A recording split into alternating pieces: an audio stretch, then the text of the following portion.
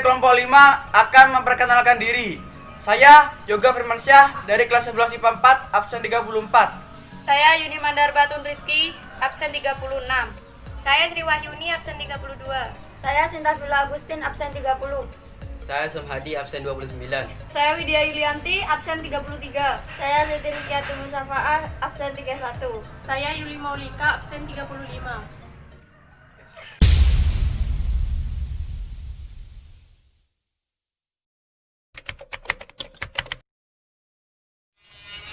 Kelahiran Nabi Muhammad SAW. Rasulullah SAW lahir pada tahun gajah, yaitu tahun di mana pasukan gajah yang dipimpin oleh Abraha Habasyah yang tengah ingin merobohkan Ka'bah. Dengan kebesarannya, Allah SWT menghentikan pasukan tersebut dengan mengirimkan burung-burung ababil untuk menjatuhkan batu-batu yang membawa wabah penyakit.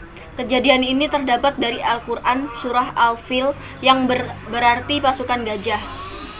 Di tahun inilah Nabi Muhammad SAW lahir di Mekah dan dibesarkan sebagai anak yatim karena ayah Nabi Muhammad wafat sebelum Rasulullah SAW lahir. Beberapa tahun setelah menghabiskan waktu dengan ibunya, Aminah, Nabi Muhammad SAW kemudian dibesarkan oleh kakeknya yaitu Abdul Muthalib. Setelah 2 tahun dibesarkan oleh kakeknya, Abdul Muthalib meninggal pada umur Rasul yang ke-8 dan Nabi diasuh oleh pamannya, Abu Thalib. Abu Thalib dikenal dengan orang yang dermawan, walaupun hidupnya fakir atau tidak mencukupi kebutuhan sehari-harinya.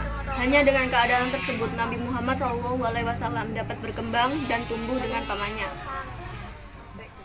Masa kanak-kanak Nabi Muhammad SAW. Tidak lama kelahiran bayi Nabi Muhammad diserahkan pada Suwaibah, budak perempuan pamannya Abu Lahab yang pernah menyusui Hamzah meskipun diasuh olehnya hanya beberapa hari.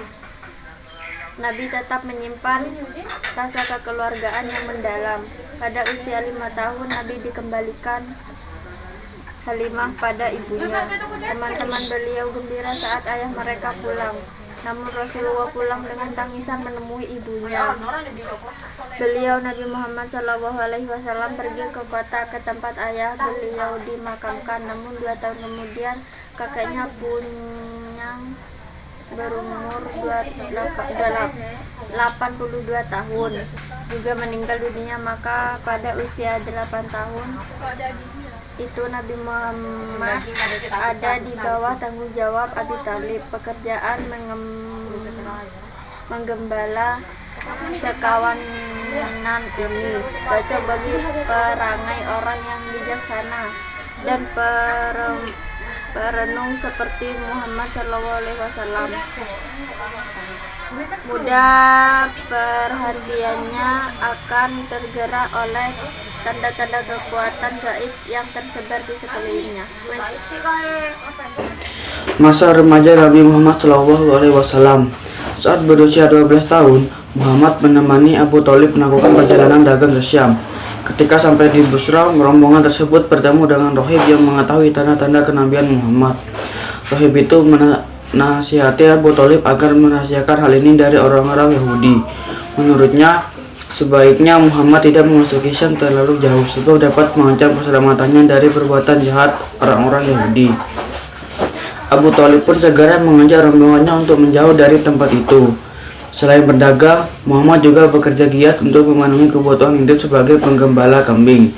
Gembala kambing mungkin dipandang sebagai pekerjaan rendah dan hina. Dengan menggembala kambing, Muhammad kecil dapat melatih kesabaran, tumbuh rasa sayang terhadap seluruh makhluk hidup dan lingkungan, dan tabah. Nabi Muhammad SAW juga merupakan tipe-tipe orang yang gemar merenungkan rahasia penciptaan alam. Ia pun sering memikirkan kondisi masyarakat yang kacau balau ketika itu. Pada suatu ketika, seorang saudagar terkaya di Mekah, Khadijah, sedang mencari pegawai untuk menjalankan perniagiannya. Ia adalah seorang janda berusia 40 tahun.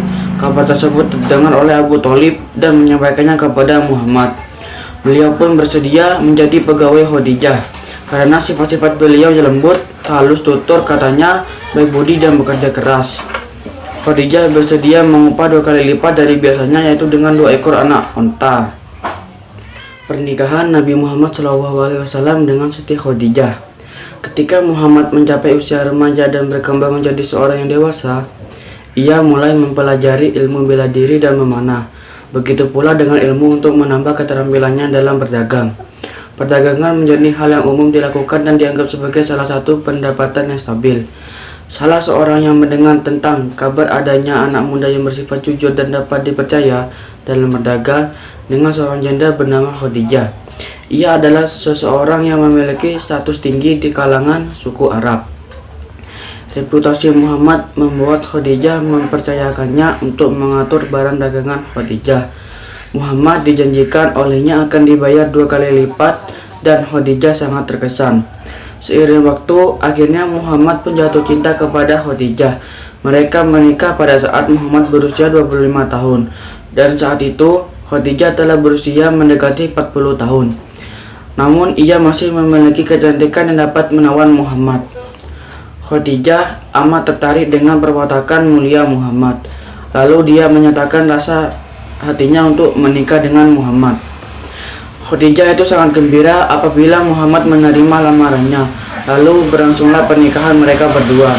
Walaupun pada saat itu suku Quraisy memiliki budaya yang lebih menekan kepada perkawinan dengan seorang gadis ketimbang janda. Meskipun kekayaan mereka semakin bertambah, Muhammad tetap hidup sebagai seorang yang sederhana.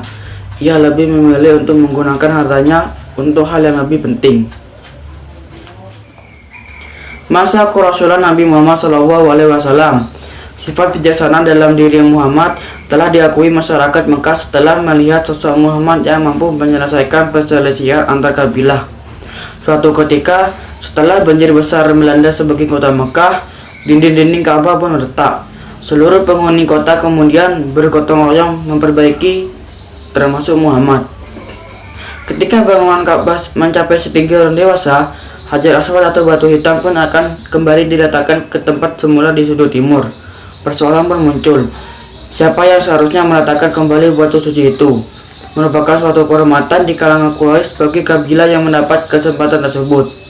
Semua kabilah berebut ingin mengangkat dan memasang kembali Hajar Aswad. Hampir saja pertumbuhan darah terjadi akibat masalah itu. Orang yang tertua paling disegani ketika itu Abu Umayyah bin Al-Mughirah dari Bani Makhzum.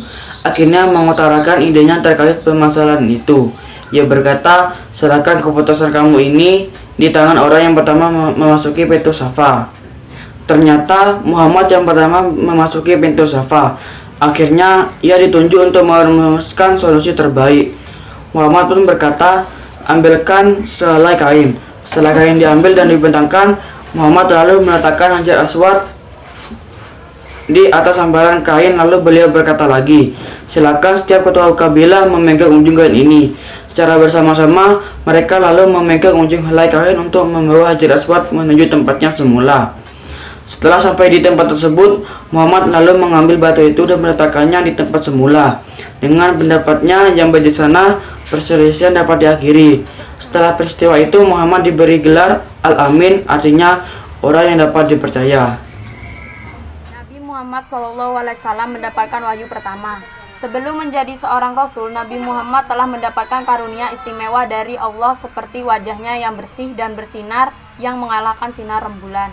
Itulah tanda-tanda kebesaran Allah yang menandakan akan datangnya Nabi yang terakhir yang memiliki kedudukan tertinggi nantinya.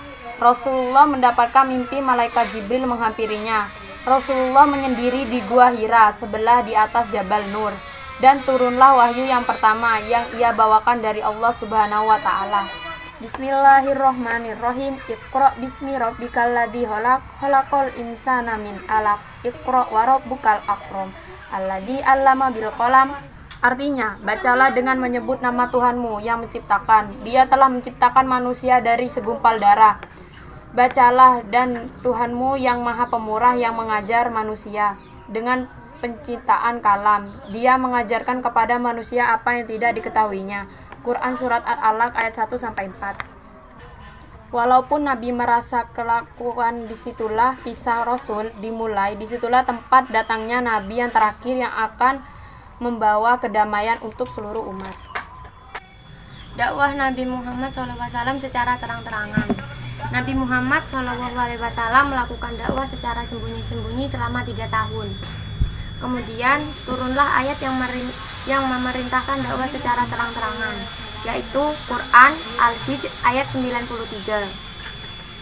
Dakwah Nabi Muhammad SAW secara terang-terangan pertama kali dilakukan di Bukit Syafa.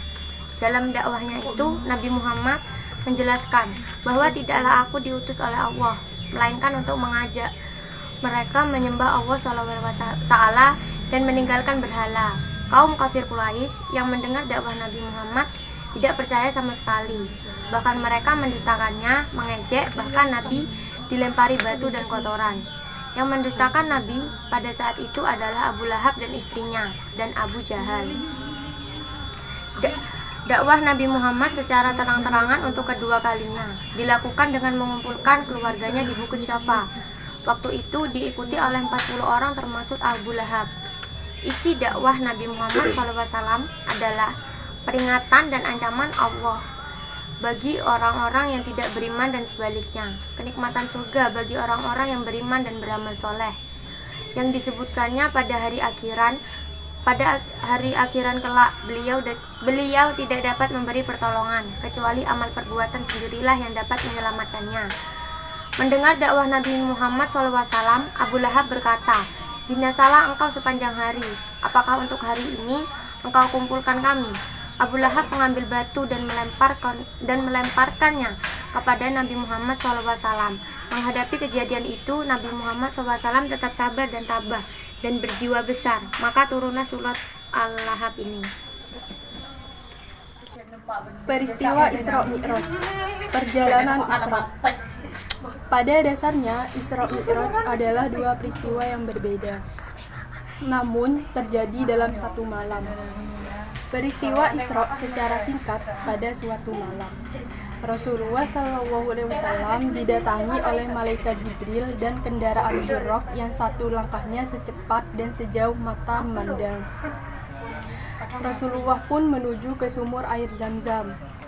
Di sana malaikat Jibril membelah dada Nabi Muhammad SAW dan mensucikan hati beliau menggunakan air Zam-Zam. Dan setelah itu Rasulullah pun melanjutkan perjalanannya menuju ke Masjidil Aqsa di kota Syam dengan mengendarai Buraq Jibril. Kisah perjalanan menuju langit Mi'raj. Setelah peristiwa Isra selesai, yakni dari Masjidil Haram Makkah ke Masjidil Aqsa di Syam, kini Rasulullah SAW harus melanjutkan perjalanannya menuju langit tertinggi yang sering disebut dengan peristiwa Mi'raj. Bisa dikatakan perjalanan Nabi Muhammad pada peristiwa Mi'raj ini seperti menjelajah angkasa melihat taburan bintang dan planet-planet yang ada di galaksi. Perjalanan Mi'raj ini berguna untuk menunaikan tugas spiritual untuk bertemu dengan Allah Subhanahu wa Ta'ala, untuk menerima wahyu yang akan disampaikan pada umatnya. Sesampainya di Sidratul Muntaha, Rasulullah bertemu dengan Allah Subhanahu wa Ta'ala dengan menerima perintah sholat 5 waktu sehari semalam. Pengikut Rasulullah sebagai umat Islam. Muhammad mengadakan perjamuan makan dengan kerabatnya. Selesai makan, beliau berpaling pada para sesepuh keluarganya dan memulai pembicaraan dengan memuji Allah dan memaklumkan keesaannya. Lalu beliau berkata, "Sesungguhnya pemandu suatu kaum tak pernah berdusta pada kaumnya. Saya bersumpah demi Allah yang tak ada sekutu baginya, bahwa saya diutus oleh Dia sebagai Rasulnya, khususnya kepada Anda sekalian dan umumnya kepada seluruh penghuni dunia. Wahai kerabat saya, Anda sekalian akan mati. Sesudah itu, seperti Anda tidur, Anda akan dihidupkan kembali dan akan menerima pahala menurut amal Anda. Imbalannya adalah surga Allah yang abadi bagi orang lurus dan nerakanya yang kekal bagi orang yang berbuat jahat. Tuhan saya memerintahkan kepada saya untuk mengajak Anda kepadanya. siapakah di antara Anda sekalian yang akan menjadi pendukung saya sehingga ia akan menjadi saudara, wasi, penerima wasiat, dan khalifah pengganti saya? Perintah berzakat di zaman Rasulullah. Pada zaman Rasulullah SAW di tahun pertama di Madinah itu, Nabi dan para sahabatnya beserta segenap kaum muhajirin atau orang-orang Islam Quraisy yang hijrah dari Mekah ke Madinah masih dihadapkan ke bagaimana menjalankan usaha penghidupan di tempat baru tersebut. Hal ini dikarenakan selain memang tidak semua di antara mereka orang yang berkecukupan, kecuali Utsman bin Affan. Semua harta benda dan kekayaan yang mereka miliki juga tinggal di Mekah. Saat kondisi kaum muslimin sudah mulai sejahtera, tepatnya pada tahun kedua Hijriah, barulah kewajiban zakat diberlakukan. Nabi Muhammad SAW langsung mengutus Mu'adz bin Jabal menjadi Qadli di Yaman. Rasul pun memberikan nasihat kepadanya supaya menyampaikan kepada ahli kitab beberapa hal, termasuk menyampaikan kewajiban zakat dengan ucapan, sampaikan bahwa Allah Subhanahu wa Ta'ala telah mewajibkan zakat kepada harta benda mereka yang dipungut dari orang-orang kaya dan diberikan kepada orang-orang miskin di antara mereka.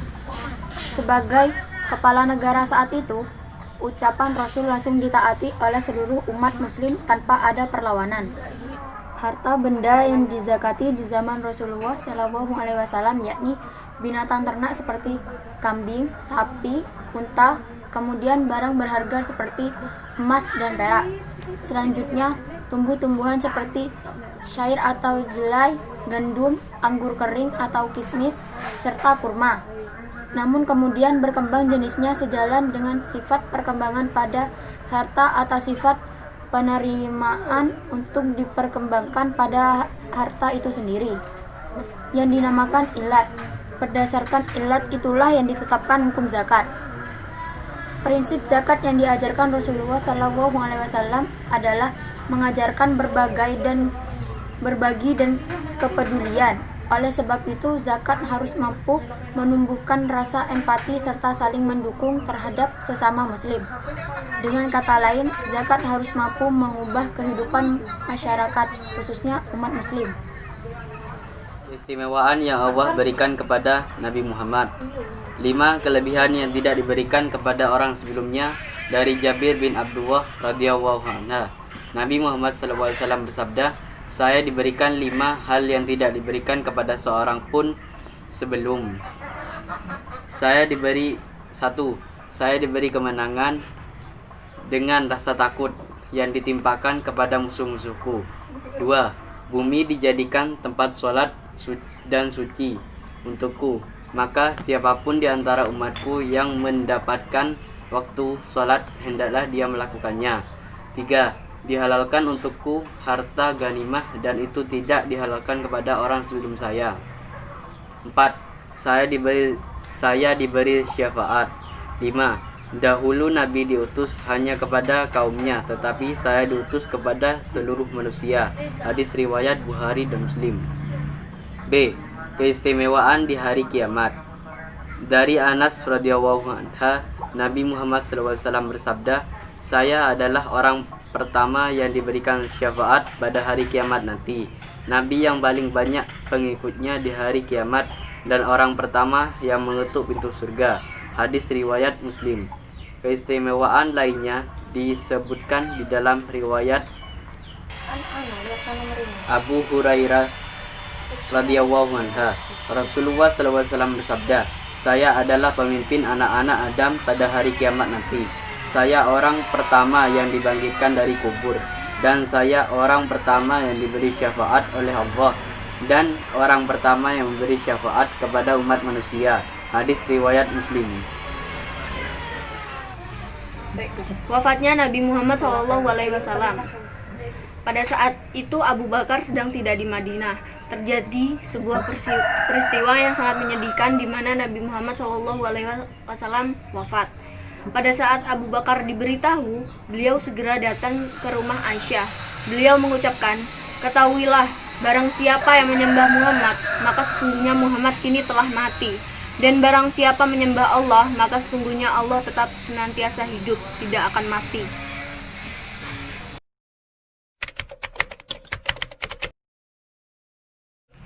Sekian dari kelompok 5, kurang lebihnya mohon maaf. Bila ada kesalahan atau kekurangan mohon dimaklumi. Wassalamualaikum warahmatullahi wabarakatuh.